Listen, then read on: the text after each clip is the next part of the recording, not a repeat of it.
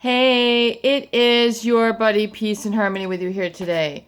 We're zooming in and focusing in on an important session today, and that's really what I'm going to consider as the do's and don'ts of dealing with a narcissist, emotionally manipulative, hurtful, forceful, sort of hostile type of individual, whether they're covertly hostile, where they have that kind of seething under the surface insinuation that they are better than you and that they're going to really just keep being very insensitive to you, your needs, unhearing, unfeeling. Really, whether it's that overt hostility where there's verbalization going on, or whether it's very covertly kind of seething or bubbling under the surface. And that really is sort of the do's and don'ts of dealing with this type of individual. And realize that oftentimes there is this heaviness, this sort of feeling like you're always under the gavel, the judgment hammer with these individuals. There can be a tension, a palpable tension in the air when you're around these people, and things feel stifled, things feel unnatural, things feel stuck. You might call this, being cautious or being aware, but, really, become aware that this is not a natural functional state, that this can really evolve into quite a dysfunctional state or culture or environment or ethos within a family dynamic, a relationship dynamic, a community, a workplace, wherever it is where you are really at odds with this individual who wants to create a constant air of condemnation and pathological self-importance, a very one-sided view, really due to that lack of empathy, which is so pronounced and prevalent in a narcissist or really even a psychopathic population. So I really want to get into the do's and don'ts and realize that it is very important to really look at this and really begin to see, and not take it personally. One of the don'ts is, don't take their insults, their derogatory comments, their tension personally.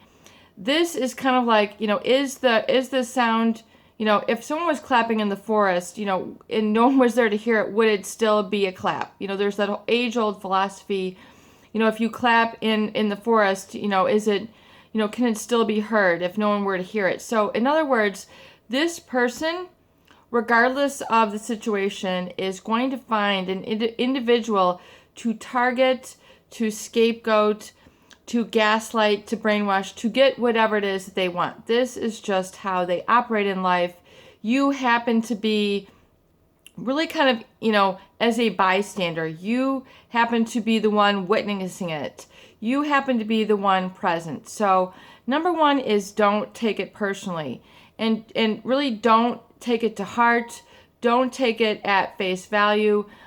Do not let this individual define you or your feelings or your emotions. And that leads more to, do not get into a constantly reactive state where you're constantly responding to the narcissist, where they are essentially, quote unquote, the ones in control, the ones dominating, the one slinging the mud, the one that you always have to jump to, because it can become a very imbalanced state, and you become very reactory in nature, meaning reactory in feelings, reactory in statements, reactory in body language.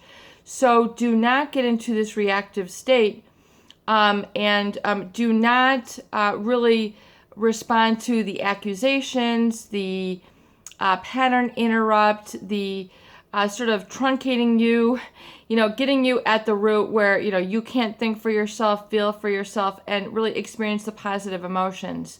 So do, however, look at it like as if you are a bystander, as if this is just almost like a parade passing by, and begin to adopt a perspective of observation and not reaction.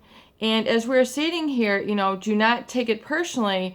realize that then, you need to step out of the way. You need to step out of the way psychologically, spiritually, physically, metaphorically, get out of their line of fire. As they say, when the S hits the fan, rather than getting hit by it, step out of the way. So you might need to adjust and adapt your behavior where you are not, constantly attending to their needs. You're more proactive and coming from an internal empowered sense of control. So if you want to be proactive, that means, taking initiative outside of their commands, outside of their reactory sort of stuff that they are slinging or putting out there, so to speak, and begin to act proactively and not contingent on their response, not contingent on their reaction.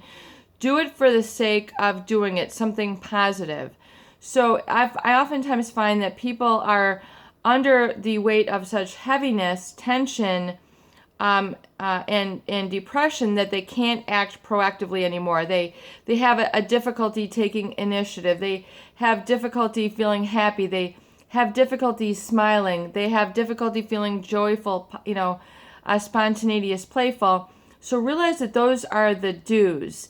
And, do not feel as if this person can poison your favorite activities. Do not feel that they can basically pour a negative elixir over your life. Begin to step away physically, psychologically, and spiritually, and distance yourself from them. Begin to really separate yourself. Even if this has been a lifelong relationship, you might have been in a relationship with this person since, the beginning of your life, since your teen years, since your early 20s, what have you, and they might be really part of your life. And so knowing that to be the case, now is the time to really separate yourself physically, emotionally, psychologically, and reactively. Even if this person has passed on, they could still be kind of dictating your life from, the great beyond. So if this is the case, learn to become more proactive, taking initiative, coming from a more positive internal locus of control, making decisions and choices, and then even if they had poisoned your choices, poisoned your feeling through their negative comments, a lot of their negative messages, the constant insults, the snubbing, etc., remove that from your emotional being 100%. Not 95%, not 80%, not 50%. I stated 100%. And this might feel new, impossible, different. You might be like, how do I do this? It's more the question of why don't you do this? And the how to is just distinguishing the negative from the positive and knowing what the negative is and knowing what the positive for you, and then focusing 100% in, and furthermore, receiving that, and then, releasing that inhibitory, impossible, the impossible, removing the word, impossible from your vocabulary, and furthermore, receiving that positive, letting that really soak in, let that really kind of fill up your being, get that smile, get that, okay, I can let that go, I can release that heaviness, I can release that slander, all that negative talk that I'm not taking personally. I'm realizing this is just how they act. I just happen to have been a witness, a bystander to this very toxic and insultory, derogatory, negative emotional control that is oftentimes at the helm of a malignant narcissist or a psychopathic individual. It's your buddy Peace and Harmony with you here today. I hope these videos do help. Please share and please subscribe for more great tools, videos, discussion, and support.